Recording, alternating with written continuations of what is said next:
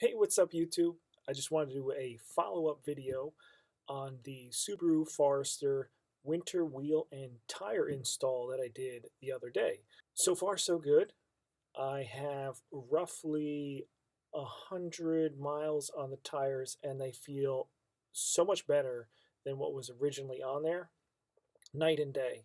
The Subaru Forester has a tendency to have like a very sensitive gas pedal, so you get a very abrupt takeoff, and that's not as apparent when you have these heavier wheels on.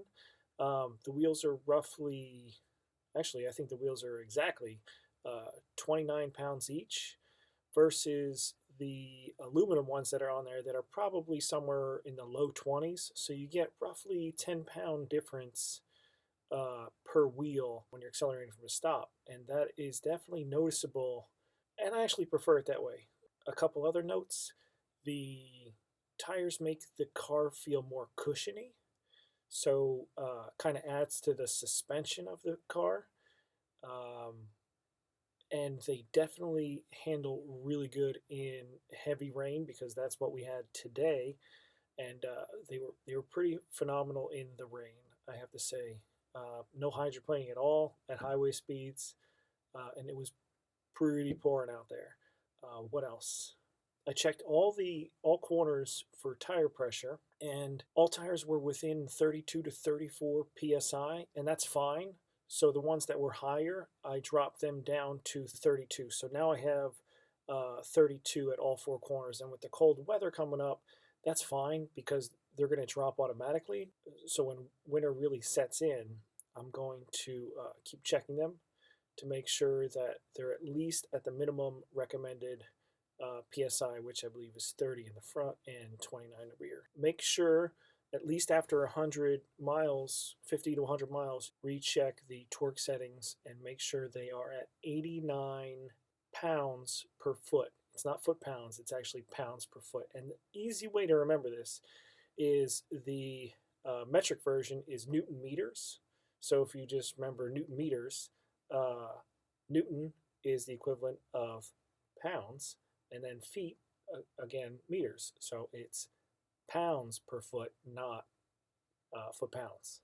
And in the notes for the video, I mentioned that I did not have tire pressure monitor sensors installed in these wheels and tires because it was an additional $176 from tirerack, and then you have to go to the dealer in order to clone those four sensors to be exactly like the four sensors that are currently on your car. That way you can swap them because you can't have 8 different sensors. The system can only store 4 sensors at a time. That's why you clone them. You kind of trick them that there's only 4.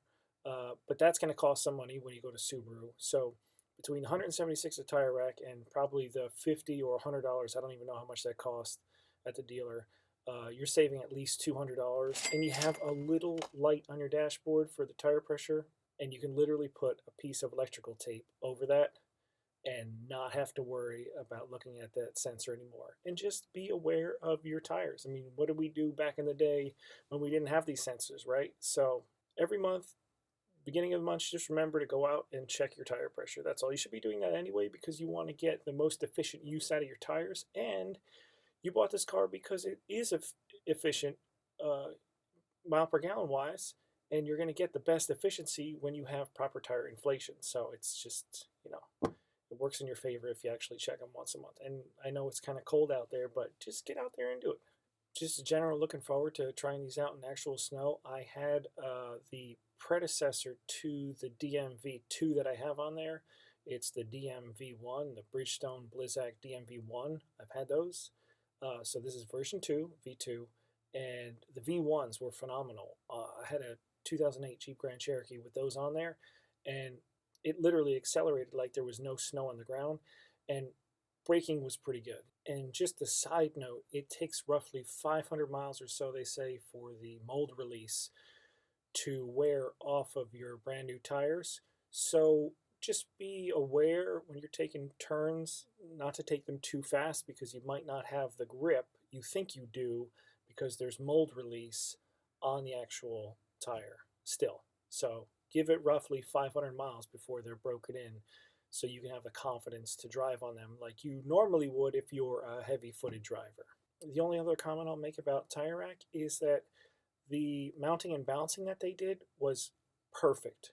I almost want to say that it is better than what I've had done at professional installers. And I am in no way affiliated or sponsored by tirerack. So this is the first time I've actually had tirerack mount and balance, because this is the first time that I've actually ordered wheels and tires from tirerack. So I wanted to check it out, see how it was, and I have nothing but good things to say about them so far. I ordered the tire and wheel package on a Tuesday, and I want to say it was like Tuesday around lunchtime, and they showed up the next day around lunchtime. So the turnaround, and I'm in New Jersey, I'm in northern New Jersey, and they were coming from Delaware, and they got to me today. And to me, that's phenomenal. And it was perfect timing because they literally showed up right before we were supposed to get some nasty weather. So that was nice to just hurry up and toss those on there. And that's why the video I shot, you saw, went all the way into darkness. Anyway, I hope some of this information helps you out. And I hope you go out there and do the right thing and get yourself a proper set of winter wheels and tires. You'll feel a lot safer out there, and you'll actually be safer out there. So thanks for watching. Please feel free to subscribe, and talk to you soon.